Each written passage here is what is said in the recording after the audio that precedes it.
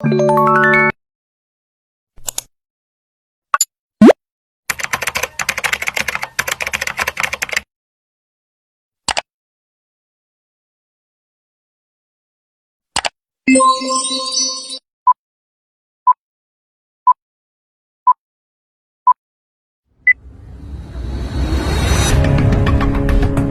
laman Kementerian Kesehatan disebutkan hipertensi pada kehamilan adalah kondisi di mana tekanan darah sistolik lebih dari 140 dan tekanan darah diastolik lebih dari 90 mm Hg.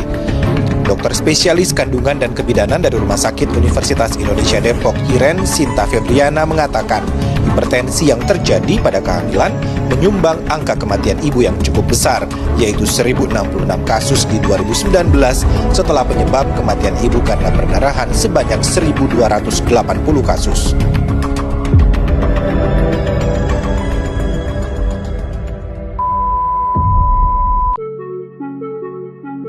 Assalamualaikum warahmatullahi wabarakatuh.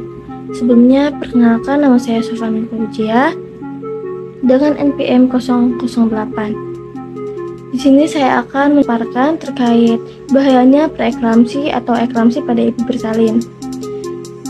Pada tahun 2015, angka kematian ibu mencapai 305 per 100.000 kelahiran hidup, yang disebabkan karena perdarahan mencapai 38,24%, karena preeklamsia berat 26,4%, akibat penyakit bawaan 19,41%, dan infeksi 5,88%. Nah, dapat dilihat bahwa preeklamsi atau eklamsi memiliki dampak yang besar pada angka kematian ibu. Apa sih preeklamsi itu? Preeklamsi atau eklamsi itu merupakan suatu penyakit yang timbul pada seorang wanita hamil dan umumnya terjadi pada usia kehamilan lebih dari 20 minggu dan ditandai dengan adanya hipertensi dan proteinuria. Pada eklamsi, selain tanda-tanda preeklamsi juga disertai adanya kejang. Preeklamsi atau eklamsi merupakan salah satu penyebab utama kematian ibu di dunia.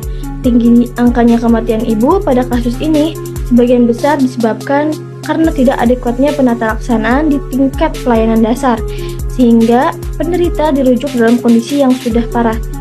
Sehingga perbaikan kualitas di pelayanan kebidanan di tingkat pelayanan dasar diharapkan dapat memperbaiki prognosis bagi ibu dan bayinya.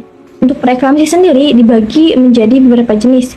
Yang pertama itu ada preeklamsi ringan dengan tanda-tanda yaitu tekanan darah lebih dari sama dengan 140 per 90 mmHg setelah usia kehamilan 20 minggu. Lalu proteinuria plus 1. Pada pengukuran dengan dispik urin atau kadar protein total yaitu dengan lebih dari sama dengan 300 mg per 24 jam. Lalu ada juga diagnosis preeklamsi berat, yaitu bila didapatkan yang pertama itu ada hipertensi, tekanan darah sistolik lebih dari sama dengan 160 mmHg atau tekanan darah diastolik lebih dari sama dengan 110 mmHg. Lalu ada juga proteinuria. Kadar protein dalam kencing harus lebih dari sama dengan 2+ pada pengukuran dispek urin atau kadar protein total sebesar 2 gram per 24 jam. Lalu ada juga kadar kreatin darah melebihi 1,2 mg kecuali telah diketahui meningkat sebelumnya. Lalu tanda gejala tambahan lainnya yaitu seperti keluhan subjektif berupa nyeri kepala, nyeri ulu hati, dan mata kabur. Lalu ada cara mengontrol tekanan darah tinggi nih.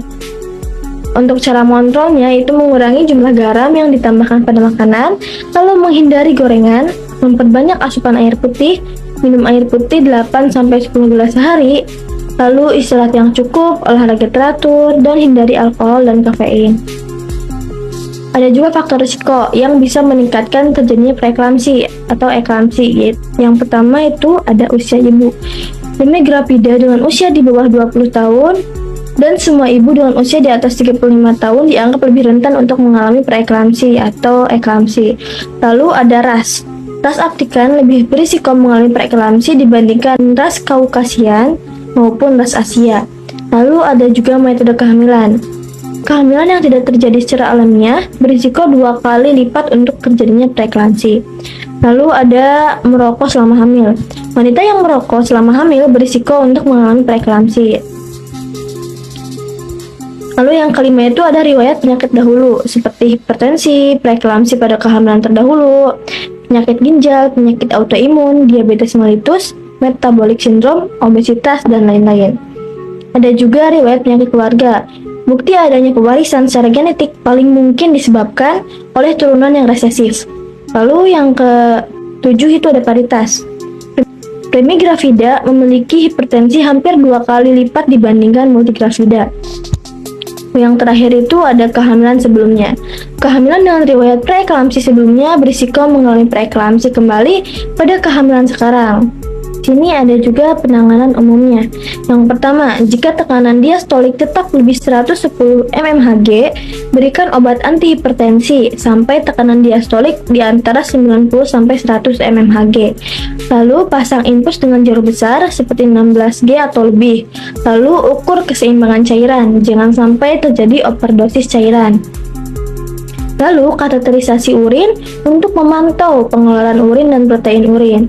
Jika jumlah urin kurang dari 30 mg per jam, hentikan magnesium sulfat atau MgSO4 dan berikan cairan secara intravena pada kecepatan 1 liter per 8 jam, yaitu bisa diberikan NaCl 0,9% atau RL. Lalu, pantau kemungkinan edema paru. Jangan tinggalkan pasien sendirian. Bila pasien kejang disertai aspirasi, muntah dapat mengakibatkan kematian ibu dan janin. Lalu observasi tanda-tanda vital, refleks, dan denyut janin setiap jam. Lalu auskultasi paru untuk mencari tanda-tanda edema paru. Hentikan pemberian cairan intravena dan berikan diuretik, misalnya furosemide 40 mg secara intravena sekali saja bila ada edema paru. Yang terakhir itu nilai pembekuan darah dengan uji pembekuan sederhana. Bila pembekuan terjadi sesudah 7 menit, kemungkinan terdapat koagulopati. Sekian dan terima kasih dari saya. Mohon maaf bila ada kesalahan kata. Wabillahi taufiq wal hidayah. Wassalamualaikum warahmatullahi wabarakatuh.